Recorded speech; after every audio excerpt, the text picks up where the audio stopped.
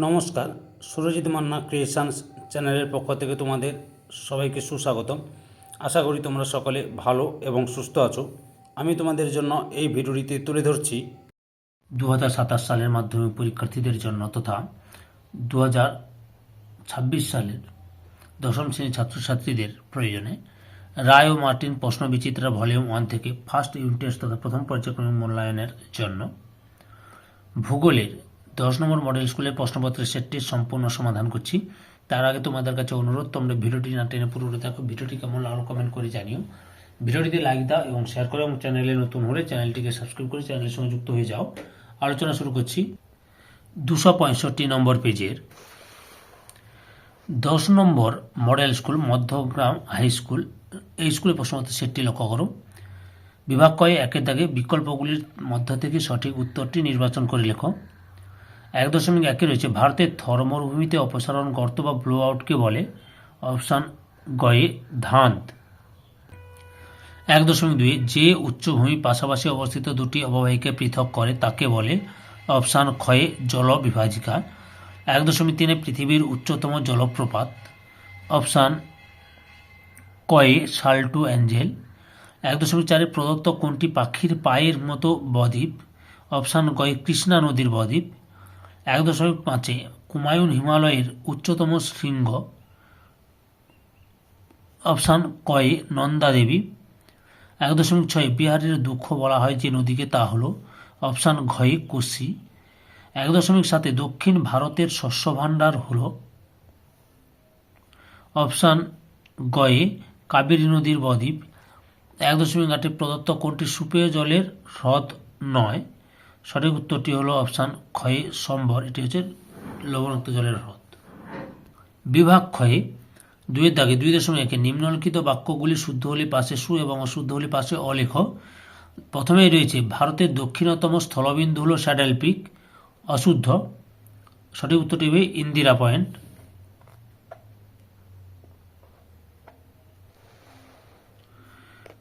2 নম্বরে পৃথিবীর দ্রুততম হিমবাহ জেকবস ভ্যান, শুদ্ধ। 2.2 দাগে উপযুক্ত শব্দ বসিয়ে শূন্যস্থান পূরণ করো। প্রথমে রয়েছে ভারতের সর্বোচ্চ গিরিপথ ড্যাশ ডুংরিলা বা মানাপাস। 2.2 গৌর হল ড্যাশ এর ক্ষয়জাত ভূমিরূপ, বায়ুর ক্ষয়জাত ভূমিরূপ। 3 নম্বরে পশ্চিমঘাট পর্বতের সর্বোচ্চ শৃঙ্গ হল ড্যাশ ভাবুল মালা। এরপরে 2.3 একটি বা দুটি শব্দে উত্তর দাও। প্রথমে রয়েছে ভারতের বৃহত্তম কয়েল কোনটি। ভেম্বনাথ। 2 নম্বরে একটি শীতল মরুভূমির নাম লেখো। প্যাটাগোনিয়া, তাকলামাকান, গোবি, যে কোনো একটা লিখবে। 3 নম্বরে ভারতের একটি অন্তর্বাহিনী নদীর নাম হলো লুনি। এর বাম দিকের সঙ্গে ডান দিক মিলিয়ে লেখো। কাবেরী শিবসমুদ্রম জলপ্রপাত। দীর্ঘতম প্লাবন খাল উচ্চ গঙ্গা খাল। 3 নম্বর পৃথিবীর গভীরতম ফিয়র বা ফিয়ার। 2 নম্বরে নরওয়ের সুজনে ফিয়ার। এরপরে রয়েছে বিভাগ গয়ে 3-এর দাগে নিচের প্রশ্নগুলির সংক্ষিপ্ত উত্তর দাও। প্রথমে রয়েছে ইয়ারদাং বলতে কি বোঝো। প্রশ্নের উত্তরগুলো আমি রায়ান মার্টিনের সহায়িকা বই থেকে দেখাচ্ছি, তোমরা লক্ষ্য করো। ইয়ারদাং এখান থেকে শুরু করবে, এতটা পর্যন্ত লিখবে। 3.2 কেটল কাকে বলে। উত্তরটি লক্ষ্য করো তোমরা, এখান থেকে শুরু করবে,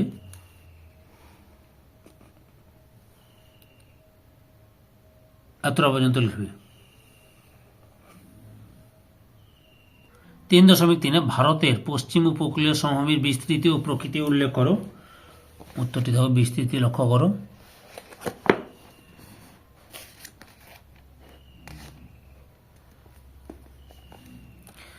এই যে বিস্তৃতি কত দূর, এই যে উত্তরে পাকিস্তানের সীমা থেকে এখান থেকে শুরু করবে, দিয়ে এতটা পর্যন্ত লিখবে, বা এখান থেকে শুরু করে এতটা পর্যন্তও লিখতে পারো। 3.4 দক্ষিণের গঙ্গা নামে পরিচিত নদীটির গতিপথ উল্লেখ করো।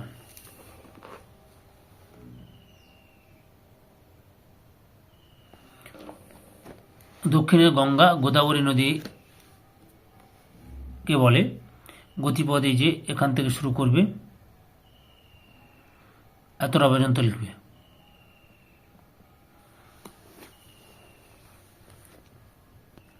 3.5 দোয়াব ও ভাবর বলতে কি বোঝো? প্রথমে দোয়াব দেখাচ্ছি, তারপরে ভাবর দেখাচ্ছি, লক্ষ্য করো। যে দোয়াব কাকে বলে এখান থেকে শুরু করে এতটা পর্যন্ত লিখবে। এরপরে ভাবর লক্ষ্য করো, এই যে ভাবর তোমরা এখান থেকে শুরু করবে, তে এতটা পর্যন্ত লিখবে। বিভাগ ঘয়ে 4 দাগে সংক্ষিপ্ত ব্যাখ্যামূলক উত্তর দাও। প্রথমে রয়েছে পেডিমেন্ট ও বাজাতার পার্থক্য লেখো। উত্তরটি দেখো, পেডিমেন্ট ও বাজাতার পার্থক্য দেখো।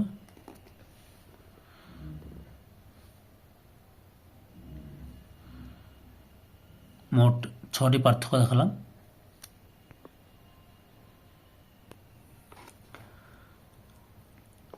চার দশমিক দুই দাক্ষিণাত্যের মালভূমি ও মধ্য ভারতের উচ্চভূমির ভূপ্রকৃতিগত পার্থক্য নিরূপণ করো। উত্তরটি লক্ষ্য করো, দেখাচ্ছি। 4.4 পার্বত্য অঞ্চলের অরণ্য ও শুষ্ক পর্ণমোচী অরণ্যের অনুকূল পরিবেশের তুলনা করো। উত্তরটি লক্ষ্য করো, পার্বত্য অরণ্য দেখো, পার্বত্য অরণ্যের উদ্ভিদ, এই যে পার্বত্য অরণ্য উদ্ভিদ যে অনুকূল পরিবেশ, উষ্ণতা, বৃষ্টিপাত, আর্দ্রতা, এভাবে 3টে পয়েন্ট দেবে। বুঝতে পেরেছ? আর এটা হচ্ছে দেখে নিলে উষ্ণতা অনুযায়ী পার্বত্য অরণ্যের পার্থক্য এবং শুষ্ক পর্ণমোচী অরণ্যের পার্থক্য এভাবে দেবে। এটা হচ্ছে পার্বত্য অরণ্য দেখলাম এবং শুষ্ক পর্ণমোচী অরণ্য দেখো। এই যে অনুকূল পরিবেশ, এখানে উষ্ণতা, বৃষ্টিপাত, আর্দ্রতা, এই 3টে পার্থক্য করবে। এই 3টের উপর ভিত্তি করে পার্থক্যটা করে নেবে। বুঝতে পেরেছ? উমর দাগে কি রয়েছে? উমর দাগে রয়েছে হিমবাহের সঞ্চয় কাজের ফলে সৃষ্ট ভূমিরূপ হিসেবে গ্রাবরেখা ও ড্রামলিনের চিত্র সহ বৈশিষ্ট্য রেখা। গ্রাবরেখাটা লক্ষ্য করো প্রথমে।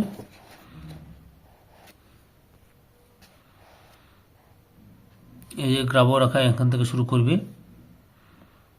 দিয়ে এতটা পর্যন্ত লিখবে। তারপরে আমি ড্রামলিন দেখাচ্ছি। ড্রামলিন লক্ষ্য করো, এই যে ড্রামলিন এখান থেকে শুরু করবে, শ্রেণীবিভাগটা দেওয়ার দরকার নেই, বৈশিষ্ট্য দেবে এখান থেকে, এতটা লিখে উদাহরণটাও দেবে। বুঝতে পেরেছ? উত্তরটি দেখো, অথবা রয়েছে ভারতে সঞ্চয়জাত ভূমিরূপ হিসেবে বালিয়াড়ি বৈশিষ্ট্য উল্লেখ করো।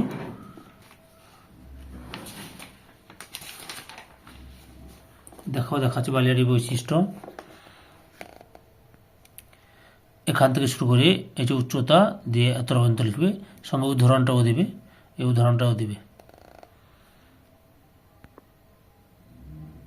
পরের প্রশ্ন লক্ষ্য করো, বোলসন ও প্লায়া কি? প্রথমে বোলসন কাকে বলে দেখাচ্ছি, লক্ষ্য করো। এই যে এখান থেকে শুরু করে এতটা পর্যন্ত লিখবে, বোলসন কাকে বলে। এরপর প্লায়া দেখাচ্ছি, লক্ষ্য করো তোমরা।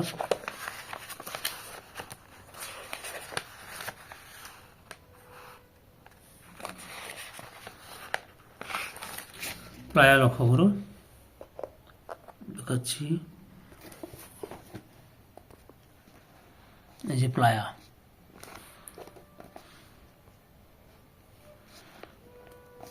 প্লায়া কাকে বলে এখান থেকে শুরু করে এতটা পর্যন্ত লিখবে, তার সঙ্গে উদাহরণটা দেবে। 452তে রয়েছে, 452তে ভারতের জলবায়ু বৈচিত্র্যপূর্ণ কারণ উল্লেখ করো।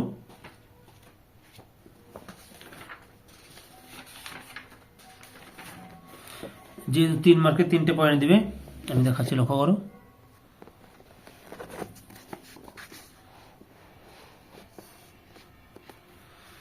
এই যে ঋতু বৈচিত্র্য, উষ্ণতা তারতম্য, পর্বতের অবস্থান, বৃষ্টিপাতের তারতম্য, আরো 2-1টা দেখাচ্ছি কারণগুলো। এই যে পরপর দেখে নাও, বায়ু প্রবাহ রয়েছে। পরের প্রশ্ন রয়েছে, কৃষিকাজের উপর মৌসুমী বৃষ্টিপাতের প্রভাব বিবৃত করো। উত্তরটি দেখো, উত্তরটি তোমরা এখান থেকে শুরু করবে, পরপর দেখে নাও।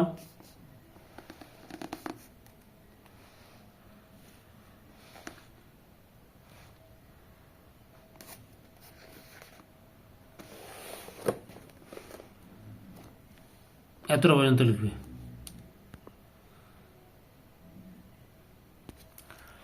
অথবা মৃত্তিকা ক্ষয়ের কারণ ও ফলাফল বিবৃত করো।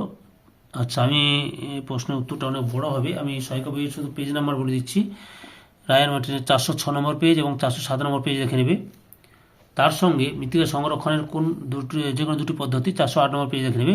কিন্তু আমি তোমাদের এই প্রশ্নের উত্তরটি আমি টেক্সট বই থেকে দেখাচ্ছি, রণজিৎ গরাঙ্গের টেক্সট বই থেকে। তারও পেজ নাম্বার লিখে দিয়েছি, 102 নম্বর 3 এবং 104 রয়েছে। আচ্ছা, মৃত্তিকা ক্ষয়ের কারণটা দেখো।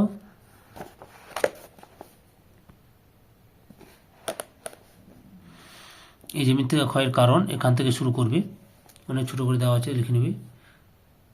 আবার দেখো, অর্থাৎ মোট 10টি কারণ দেখালাম, তোমরা যে কোনো 2টি বা 3টি লিখবে। এরপর ফলাফলটা লক্ষ্য করো, ফলাফল দেখাচ্ছি মৃত্তিকা ক্ষয়ের ফলে কী হয়। এই যে মৃত্তিকা ক্ষয়ের ফল দেখো, উর্বর মাটি অপসারণ, এগুলো দেওয়া আছে। এখানেও 8টি ফল দেওয়া আছে, ফলাফল দেওয়া আছে, তার মধ্যে যে কোনো 2টি বা 3টি লিখবে।